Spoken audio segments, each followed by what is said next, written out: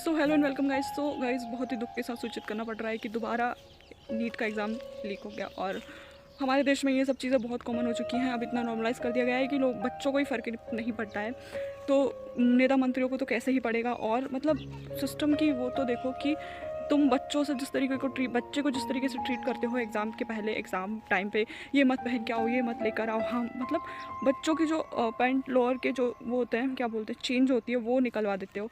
लेकिन तुम्हारे सिस्टम में क्या गड़बड़ी चल रही है वो तुमको दिखाई नहीं देती है, उस पर तुम काम नहीं करते हो। उसके बाद तुम बोलते हो कि हम ये क्या फॉर्म फीस वगैरह जो है वो रिटर्न कर देंगे, रिफ़ंड कर देंगे। अरे तुम फॉर्म फीस रिफ़ंड कर दोगे, तुम बच्चों का टाइम कैसे रिफ़ंड करोगे वो तो बताओ। बच्चों के इमोशंस के साथ खेल जाते हो। तुमको ये नहीं दिखता है कि भाई गरीब के बच्चा, मिडिल क्लास का जो बच्चा होता है, वो जिस तरीके से पढ़ता है पूरा साल, उसके पास बहुत डिस्ट्रैक्शंस होते हैं, बहुत सारी चीज़ें होती हैं, वो फिर भी पैसा लगाकर लाइब्रेरी जाता है, अपनी पढ़ाई करता है, बहुत सारी चीज़ें अवॉइड करता है। कितने उसकी फैमिली के इश्यूज़ होते हैं, कितनी सारी जहाँ उसकी ज़रूरत होती है वो वहाँ नहीं जाता है कभी। क्यों? जस्ट बिकॉज उसका एक एग्ज़ाम होना होता है, जस्ट उसके पीछे पड़ा होता है कि जस्ट वो एग्ज़ाम एक क्लियर कर ले, उसके बाद वो सारी चीज़ें करेगा। और वो एग्ज़ाम देकर आए, 2 दिन बाद, 3 दिन बाद उसको पता चला एग्ज़ाम लीक हो गया है, तो बच्चे की जो हालत हो सकती है, वो पढ़ने वाले बच्चों को ना बहुत फ़र्क पड़ता है इस चीज़ से। ये सब कहने की बातें होती हैं कि दोबारा हो जाएगा, दोबारा दे देंगे। 2024 में जब नीट का एग्ज़ाम लीक हुआ था, उसके बाद जो पेपर आया था वो बहुत टफ आया था।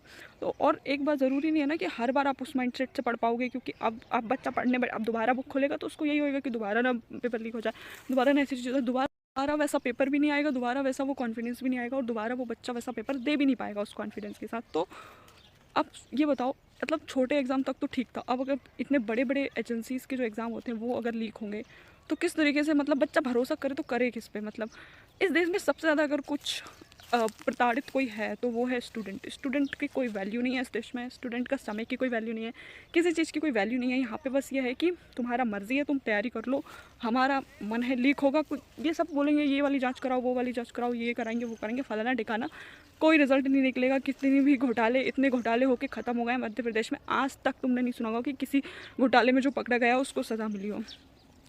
तो ये सब तो सब कहने की बातें हैं, कुछ नहीं होता है। बस जो सबसे ज़्यादा बुरा अगर किसी के साथ होता है तो वो एक मिडिल क्लास के जो बच्चा होता है उसके साथ होता है, उसकी रिस्पॉन्सिबिलिटी कोई नहीं लेता है। और सब, तो अगर आपका भी सपना डॉक्टर बनना है तो एक बार सोच लेना, दोबारा विचार कर लेना कि आई होप आप ये सारी चीज़ें झेल पाओ, क्योंकि अब तो ये बहुत कॉमन हो गया है, अब सारे एग्ज़ाम में ये चलता है यहाँ पे इंडिया में।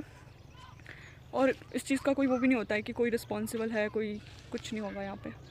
तो धन्यवाद, वीडियो को लाइक कर देना, चैनल को फॉलो कर लेना, और कमेंट सेक्शन में बताना आपका क्या विचार है इस पर।